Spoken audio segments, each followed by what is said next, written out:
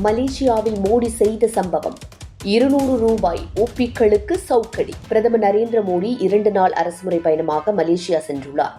தலைநகர் கோலாலம்பூரில் பிரதமர் நரேந்திர மோடியை விமான நிலையத்திற்கு வந்து அந்த நாட்டு பிரதமர் அன்வர் இப்ராஹிம் வரவேற்றார். அதன்பின் இந்திய வம்சாவளியினர் பங்கேற்ற சமூக நிகழ்ச்சியில் பேசிய பிரதமர் மோடி, தமிழ் மொழி உலகுக்கான இந்தியாவின் கொடை. தமிழ் இலக்கியம் நித்தியமானது. தமிழ் பண்பாடு உலகளாவியது. தமிழர்கள் தங்கள் திறமைகளால் மனித குலத்துக்கு சேவை செய்கிறார்கள். நாம் ஒருவருக்கு ஒருவர் வெற்றிகளை கொண்டாடுகிறோம். சந்திராயன் 2 திட்டத்தின் வெற்றிக்கு பிரதமர் அன்வர் இப்ராஹிம் தனது நல்வாழ்த்துக்களை தெரிவித்த போது நான் மிகவும் நெகிழ்ந்து போனேன். இந்தியாவின் வெற்றி மலேசியாவின் வெற்றி, இது ஆசியாவின் வெற்றி. கடந்த 10 ஆண்டுகளில் இந்தியா ஒரு பெரிய மாற்றத்தை பார்த்துள்ளது. ஒரு காலத்தில் இந்தியா 11வது பெரிய பொருளாதாரமாக இருந்தது. தற்போது அது 3 இடங்களை நோக்கி முன்னேறி வருகிறது. நாம் உலகின் வேகமாக வளரும் முக்கிய பொருளாதாரமாக இருக்கிறோம். தற்பொழுது இந்தியா உலகின் 2வது பெரிய மொபைல் போன் தயாரிப்பு நாடாக திகழ்கிறது என்று பேசினார். மேலும் பேசிய அவர், இந்தியாவின் UPI விரைவில் மலேசியாவுக்கு வர இருக்கிறது என்பதை அனைவருடனும் பகிர்ந்து கொள்வதில் நான் மிகுந்த மகிழ்ச்சி அடைகிறேன். இந்தியாவின் பல்வேறு பகுதிகளுக்கு வருகை தருமாறு உங்கள் அனைவரையும் அழைக்கிறேன். கடந்த சில ஆண்டுகளாக இந்தியா உள்கட்டமைப்பு மற்றும் இணைய வசதிகளில் முன் எப்போதும் இல்லாத வளர்ச்சியை பார்த்து வருகிறது. வந்தே பாரத் போன்ற நவீன ரயில்கள் சர்வதேச அளவில் பாராட்டுகளை பெற்று வருகிறது. நீங்கள் அந்த ரயிலில் பயணம் மேற்கொண்டு நம்ப முடியாத இந்தியாவை அனுபவிக்குமாறு உங்களை கேட்டுக்கொள்கிறேன்.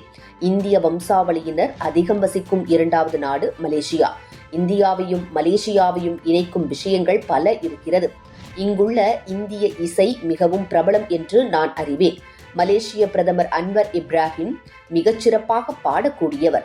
ஆனால் இது பல இந்தியர்களுக்கு தெரியாது. அவருக்கு தமிழ் இசையில் ஆர்வம் அதிகம் என்பதையும் நான் தெரிந்து மகிழ்ந்தேன். சமீபத்தில் மனதின் குரல் நிகழ்ச்சியில் மலேசியாவில் 500க்கும் மேற்பட்ட பள்ளிகள் இந்திய மொழிகளில் கல்வி கற்பிக்கின்றன என்பதை நான் கூறினேன். இந்தியாவின் ஒவ்வொரு பகுதியில் இருந்தும் வந்து மக்களும் அவர்களின் வழித்தோன்றல்களும் இங்கே வசிக்கிறார்கள். கலாச்சார ஒற்றுமை என்ற சிறப்பு நம்மை வலுவாக பிணைக்கிறது என்ற நிகழ்ச்சியோடு பிரதமர் நரேந்திர மோடி பேசினார். தமிழ் மொழிதான் எங்கள் உயிர் மூச்சு. அதை வளர்க்க பாடுபடுவோம் என்று தொடர்ந்து கிட்டத்தட்ட 70 வருடங்களாக தமிழ் மொழியை அரசியல் லாபத்திற்காக பயன்படுத்தி வருகிறது இங்குள்ள ஆளும் கட்சியான திமுக.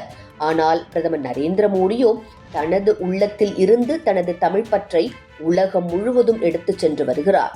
இதுவரை பாரதத்தை ஆண்ட எந்த பிரதமரும் தமிழ் மொழியை இப்படி தலையில் தூக்கி வைத்து கொண்டாடியது இல்லை. பிரதமர் நரேந்திர மோடி செய்து வருகிறார்.